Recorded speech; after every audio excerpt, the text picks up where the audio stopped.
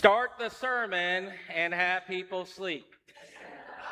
I'm kidding. Right, yeah. Tell God your plans and watch them laugh, right?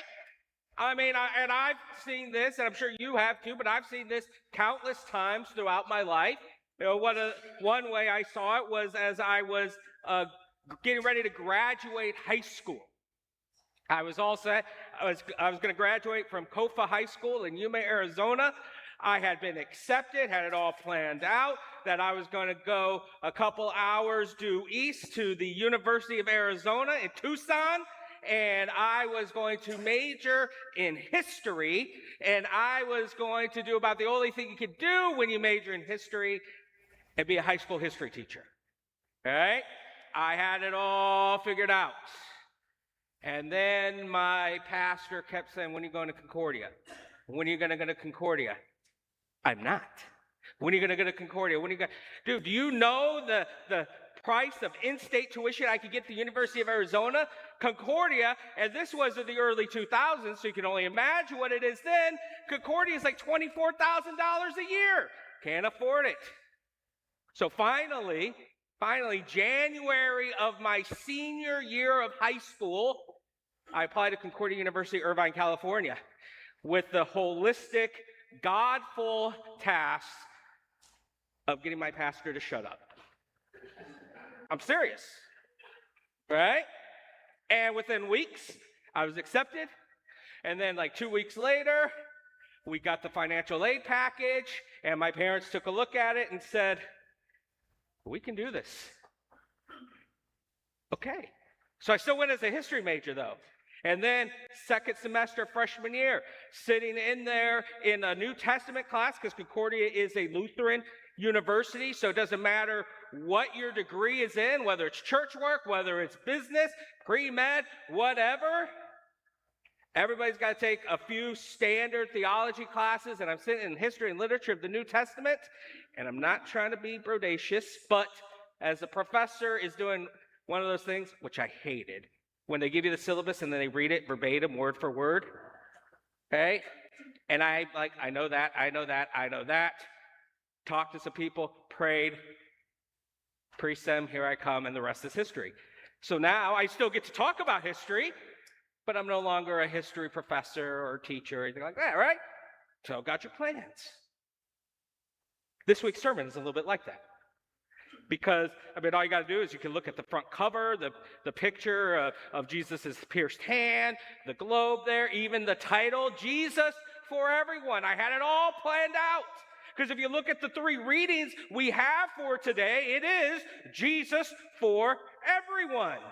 We have the Isaiah reading where God is proclaiming through the prophet Isaiah to look out even for the foreigners that come in.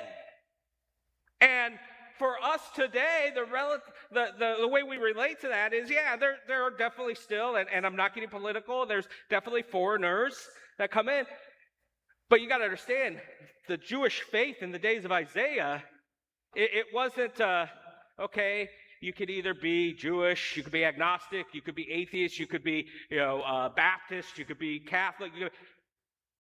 You were Jewish physically, and you were Jewish spiritually. All right?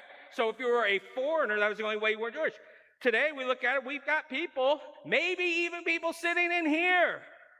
Don't worry, we're not going to make you stand up. Who aren't Lutheran or LCMS Lutheran. We're not going to send out anybody to find you, right?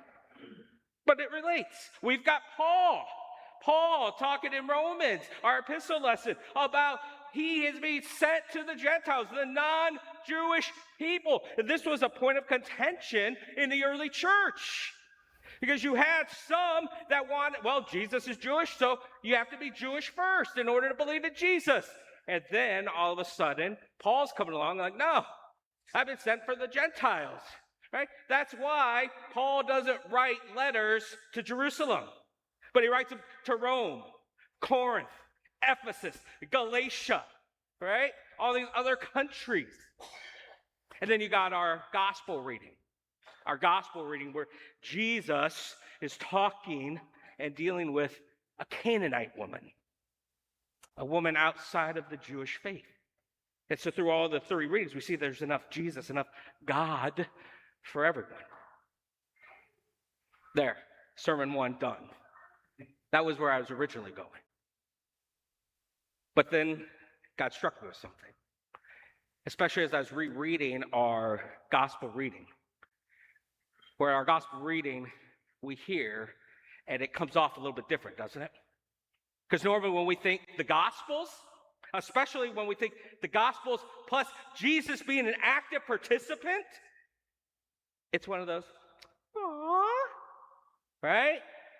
Let the children come to me. Oh, you're all hungry? Let me feed you. Oh, she's not dead. She's just sleeping. Let me bring her back to life. Oh, you're scared out there on the boat in the middle of a storm in the middle of the night? Be still. I'm here. Yet this one's a little different. This one goes into one of those rare occasions where we see angry Jesus, frustrated Jesus, maybe, dare I say, even mean Jesus. Or at least that's the way it comes off, right? And so the verse that gripped me as I was looking through this was the original interaction between a Canaanite woman and Jesus, where it says in our reading, Matthew chapter 15, verse 22, it says, Canaanite woman from that region came and said, have mercy on me, O Lord, Son of David. My daughter is severely oppressed by a demon. And that got me thinking about something that we do for sure every time we gather for worship, and hopefully every day. Prayer. Because essentially, this is a prayer, right? I mean, yeah, she's looking at Jesus. She physically sees him, and she's talking to him, conversing. But we get to do the same thing. We might not physically see Jesus, but we get to talk to him, converse with him, right? You can assume her eyes are open as she's looking at him. Our eyes can be open with prayer, right? Sometimes we think we always have to fold our hands, close our eyes. Don't always have to, especially if you're walking or driving, right? Actually prefer you not to. But prayer, a lot of times it comes off as kind of anybody remember these precious moment little figurines? How many of you actually have any of those in your house right now? I see some hands, right? They're cute, they're adorable, and look at these. And sometimes, I think, dare I say, often, this is kind of how we view prayer, right? We're going to take a moment and, oh, look at me, and I'm praying, Jesus, please, help me have a wonderful day.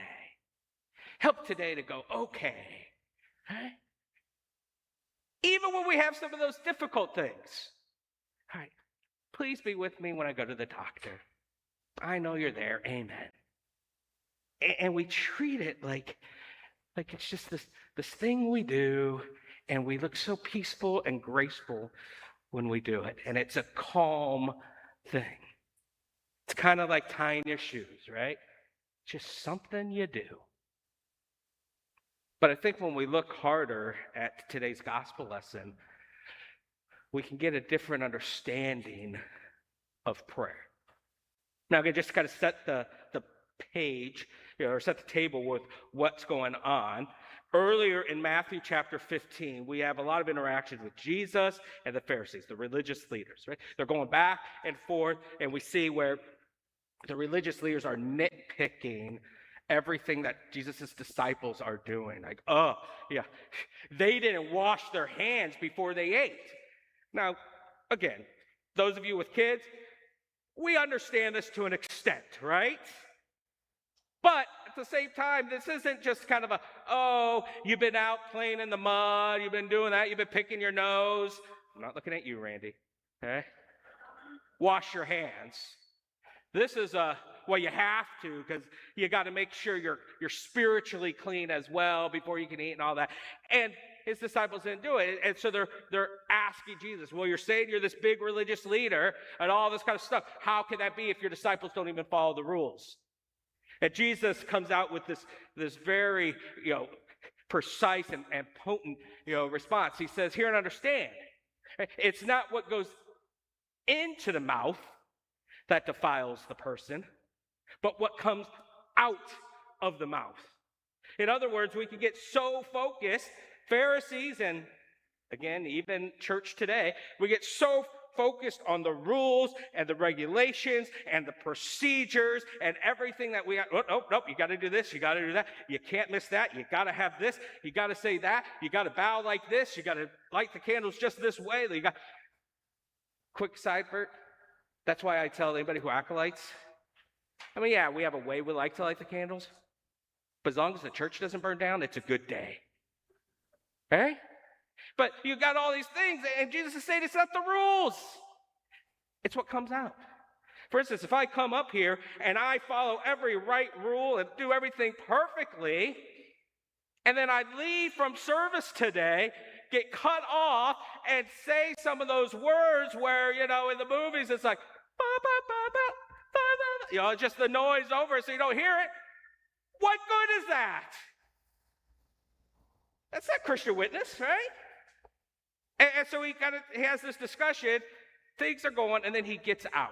Okay? And it says he went and he withdrew to the district of Tyre and Sidon. That is outside of Israel's territory. Okay? They're away from home. And he's out in the midst of that when all of a sudden he has this interaction with the Canaanite woman.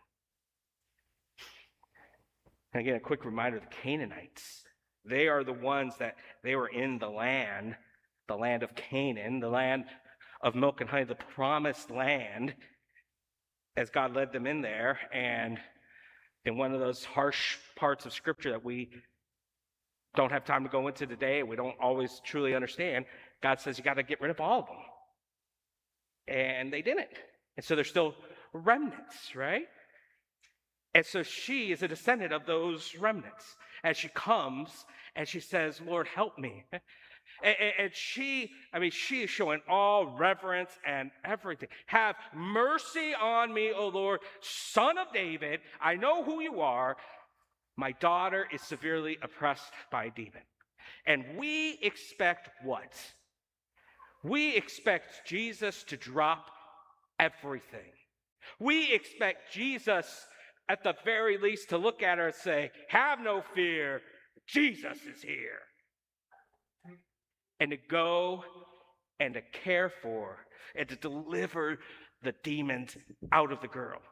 Right? But that's not what happens. Instead, we get this Jesus.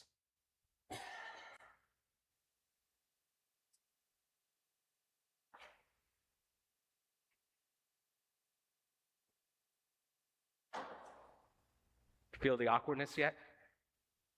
I know a couple of you are like, did he forget what he was going to say next? All right? Jesus doesn't say a word.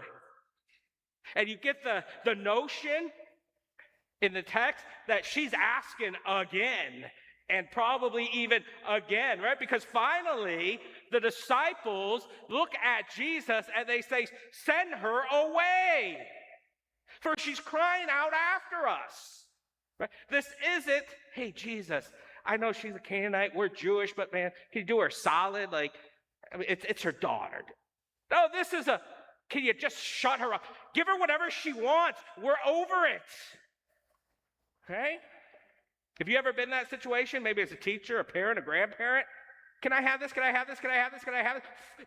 What? Fine. Just go away. Just be quiet. That's what the disciples are wanting. Just make her happy. We don't care what you do, Jesus. Just get her to stop and go away. That doesn't sound very Jesus-y, does it? When it comes to an answered prayer. But then finally, at least Jesus, he'll listen to the disciples, right? He'll go on and he'll heal her. Because in the very next verse, what does he do? He speaks, get this, not to the woman who's begging, who's crying out to him, help me heal my daughter who's possessed. kind of still ignoring her, talking to the disciples. I didn't come for her. I came for the lost children of Israel, not for the Canaanites. Like, what? This is probably not what we had in mind when we made the WWJD bracelets, is it? Jesus is coming off so harsh. And finally, again, she asks him, right? Lord, help me. You can almost hear the anguish, the pain in her voice. Lord, help me. And again, third time now, what does Jesus do? He doesn't help. He doesn't drop everything and care for her. Instead, he says, it's not right to take the children's bread and throw it to the dogs. And I was looking through some commentaries and like, it doesn't matter which way you try to splice this. Like some people have kind of interpreted this as like a stray dog, a mutt, roaming through the streets. Some people have translated this as like a little lap dog kind of a thing. One of those ones you carry in your purse, or maybe you or somebody you see it sitting in the front seat of their basket at Publix. You know what I'm talking about. It's not, but even if it's that, it doesn't matter which way you cut it. Calling anybody, let alone a woman, a dog, not really flattering, is it? And yet, what does this woman do? She continues to persist, right? She continues to persist, and she says, yes, Lord, I know. Yet even the dogs eat the crumbs that fall from the master's table. Even the dogs eat the crumbs that fall. I don't need the whole smorgasbord, right? I don't need you to come up to my daughter and pull the robe sleeves back and, praying and all. I don't need the theatrics. Just do it, right? Just a little bit. Even the crumbs that come from you are enough. Wow. Reminds me a lot of the woman we hear in John's Gospel, woman caught bleeding, right? You remember that one? Where Jesus is walking in the crowd and he feels the hems, the bottom part of his robe touched. Just that. She knew that was enough. Just the bottom of the robe. Just the crumbs. Just that little bit. That's all I need. And that's going to be more than enough. And what does Jesus say? A woman, great is your faith. Let it be done for you as your desire. And her daughter was healed instantly. Great is your faith. It's very reminiscent of another passage we find earlier in Matthew, where in Matthew chapter 8, we get the interaction with Jesus and the centurion. And if you remember that passage, the centurion, again, non-Jewish, an outsider, Gentile, comes to Jesus begging him to heal his servant. And Jesus says, okay, let's go. Hey, and what does he say? No.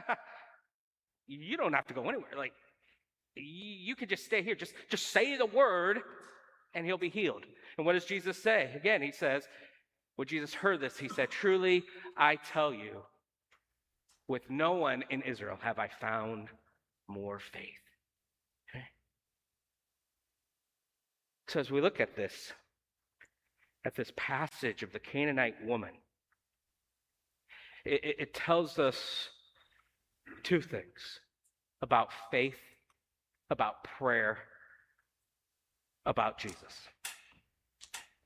The first is, just think about how powerful he is, that even just the crumbs will do. Right? Just the crumbs. Just the crumbs, just the hem. He doesn't have to go. He could just say a word. And we're encouraged to have that same faith.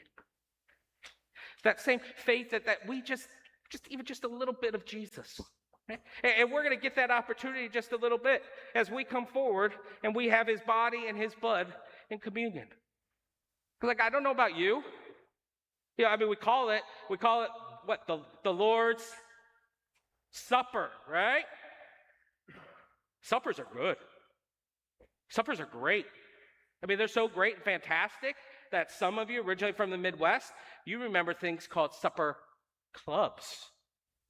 Right? Oh, you wanted to be a member of one of those, huh? Hey, I mean, it's great. It's wonderful. We call this the Lord's Supper. I don't know about you, but I don't think that a little a wafer and a little bit of wine.